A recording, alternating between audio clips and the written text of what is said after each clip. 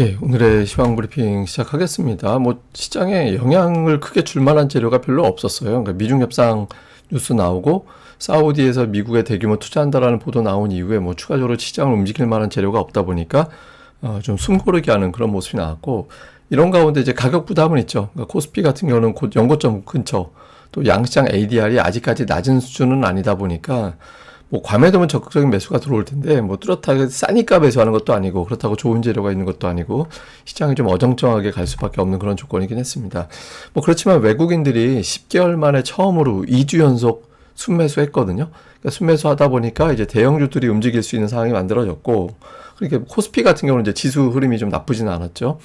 그런데 오늘 시장의 특징 중에 하나가 어제 대거 실적 발표가 나왔잖아요. 실적 발표 나오고 나서 종목들별로 주가 변동성이 굉장히 컸습니다. 그러니까 오늘 주가가 뉴스 없는데 갑자기 급등을 하고, 딱히 큰 뉴스 없는 것 같은데 급락하고, 찾아보면 어제 실적 발표한 내용, 그걸 반영하는 모습 이렇게 나와서 어제 나온 숫자에 시장이 되게 민감하게 종목들이 반응을 했구나, 이런 것들이 오늘 장의 특징이었던 것 같습니다. 근데 우선 이제 미증시는 우리 증시에 이렇게 나쁘게 영향을 줄 건 별로 없었어요. 그러니까 미국 지수 자체가 플러스가 난 데다가 10년물 국채 금리는 빠졌잖아요. 그러니까 금리 내리고 미증시 올라가고, 이런 조건에서는 우리 증시가 딱히 내려갈 만한 요인은 없다라고 볼 수는 있거든요. 그렇지만 반대로 그렇다고 올라갈 만한 재료도 없죠. 그러니까 지금 예를 들어서 좀 적당하게 빠져 있는 상태라면, 이 정도 미국의 환경, 미국 시장, 미국 채권 시장, 주식 시장, 이런 환경이라면 시장이 올라갈 텐데, 우리 증시가 이미 어느 정도 올라서 있는 상태다 보니까 이것만 가지고 시장이 올라가기엔 좀 어정쩡하다,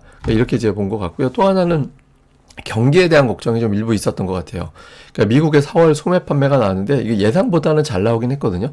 그러니까 전월 대비 0.1%, 근데 그 전달 1.7%에 비하면 뚝 떨어진 거잖아요. 그리고 그 물가 상승률을 감안을 해보면 0.1%의 증가율은 사실상 마이너스예요. 그래서 예상보다 잘 양호하긴 했지만 숫자 자체가 너무 낮은 거 아니냐, 이런 게 있었고, 또 하나는 이제 일본의 GDP가 이제 발표가 됐는데 마이너스 0.7. 원래 이제 마이너스 예상하긴 했습니다. 마이너스 0.2 정도 예상했는데 마이너스 0.7이 나왔죠. 그러니까 이러다 보니까 미국의 소비는 좀 둔화되는 것 같고, 일본은 경제가 아예 그냥 역성장으로 가고 있고, 이거 한 번만 더 마이너스 나오면 그걸 경기 침체라고 부르는 거잖아요. 그래서 혹시 경기 침체 이슈가 또 불거지는 거 아닌가?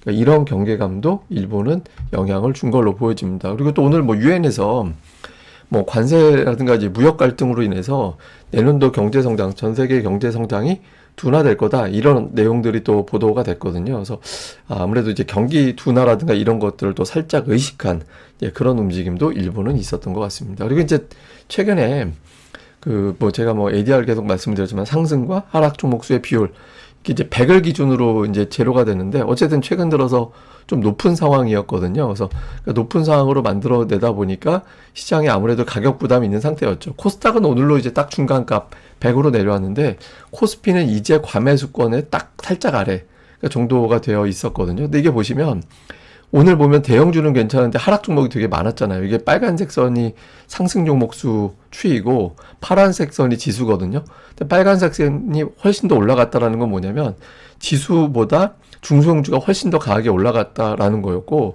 그렇게 올라갔던 것들이 이제는 가격 부담이 있으니까 지수는 괜찮은데 이제 하락 종목 수는 더 많은, 그러니까 중소형주가 더 부진한 그런 양상이 나타난 거죠. 그래서 시장이 매물 소화를 계속해서 하고 있는 그런 상황이다라는 점도 오늘 지수 대비 이제 시장이 조금 더 부진했던 그런 이유였던 것 같습니다. 그리고 오늘 양시장을 보면 되게 특징적인 게, 코스피 시가총액 탑10 중에서 하락한 게 2개밖에 없었거든요. LG에너지 솔루션이 이제 좀 많이 빠지고 삼성전자 소폭 하락하고 이 정도였는데, 어제하고 비교를 해보면 어제는 탑10 중에서 상승한 게 3개밖에 없었어요. 그리고 빅5는 다 빠졌었죠. 근데 오늘은 빅5 중에 어쨌든 3개는 플러스가 났잖아요. 그리고 하이닉스 같은 경우가 2% 정도 올라가면서 지수를 어느 정도 이제 방어를 해주는 그런 역할을 했죠. 그래서 어제 대비 대형주 쪽이 조금 풀리는, 그리고 이제 시가총액 순서가 좀 바뀌었습니다. 어제 3위가 삼성바이오, 3위가 LG엔솔이고 4위가 삼성바이오였는데 오늘은 그 순서가 바뀌었어요. 근데 어쨌든 어제보다 대형주들이 좀 풀리면서 코스피는 그래도 플러스가 날 수 있었는데, 근데 이제 하이닉스 같은 경우는 여기 재료가 있었잖아요. 엔비디아가 사우디에서 수주한 것도 있지만 중국에 또 그 연구센터 짓는다고 R&D 센터 짓는다라는 보도가 나오면서 그것 때문에 이게 중국 매출도 이제는 결국엔 나오긴 하겠구나. 그러니까 이런 어떤 기대감이 나오면서 이제 SK하이닉스라든가 한미반도체라든가 이런 주변주들이 또 움직일 수 있는 공간이 만들어졌죠. 그래서 코스피는 대형주들이 오늘 괜찮은데 코스닥은 오늘 빅5가 다 빠졌거든요. 근데 어제하고 비교를 해보면 어제하고 오늘하고 빅5가 이틀 동안 저러고 있었어요. 그러니까 어제보다 오히려 낙폭이 대부분 더 커졌죠.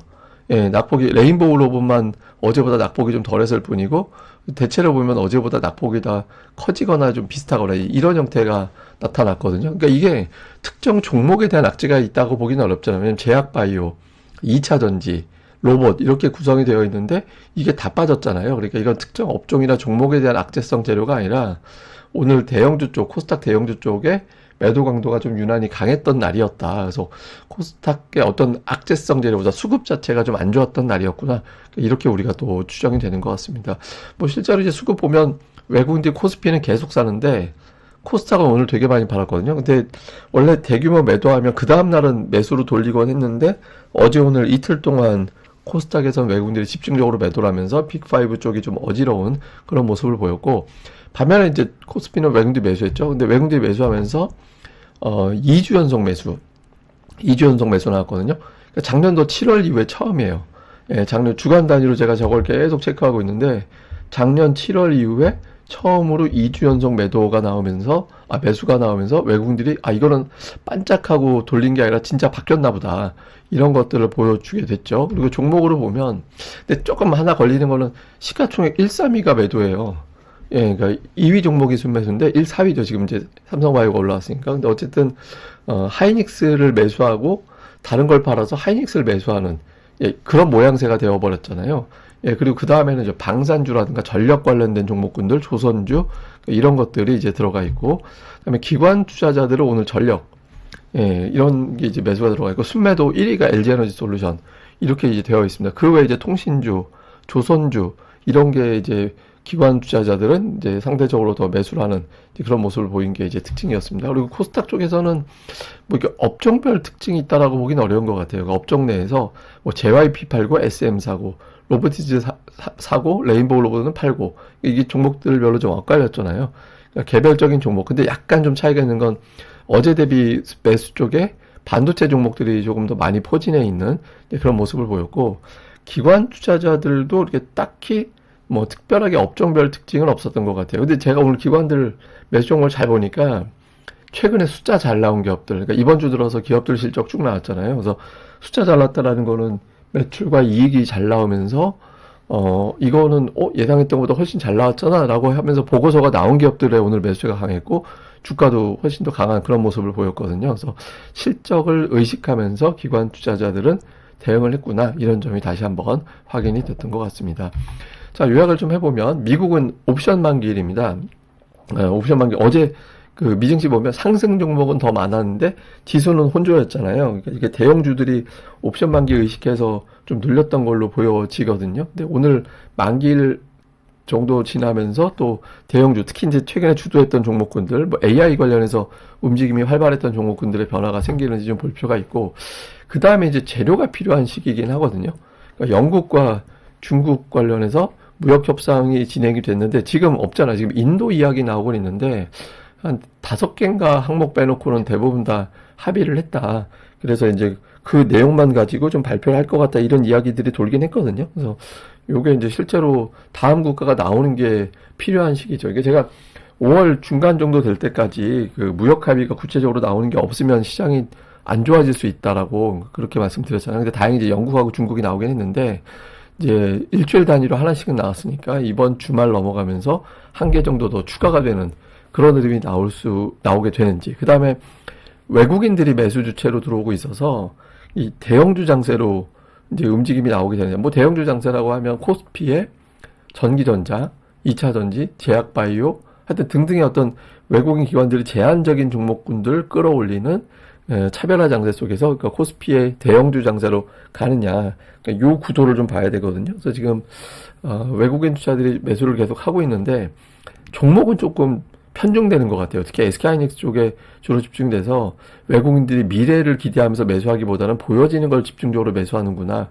확인된 걸 매수하는구나, 이런 이제 모습이 있거든요. 근데 다음 주에 외국인들이 다른 자동차라든가 뭐 삼성전자라든가 이런 쪽의 흐름도 끌고 가는 모습이 나오는지 좀 볼 필요가 있습니다. 그리고 마지막으로는 그 글로벌 주요 국가 시가총액 1위 종목들을 쭉 보는데 우리나라 시총 1위가 제일 부진하더라고요. 이게 보시면 제일 위에 있는 게 마이크로소프트고 그 다음이 대만, 그러니까 TSMC, 그 다음에 그 아래에 있는 게 삼성전자거든요.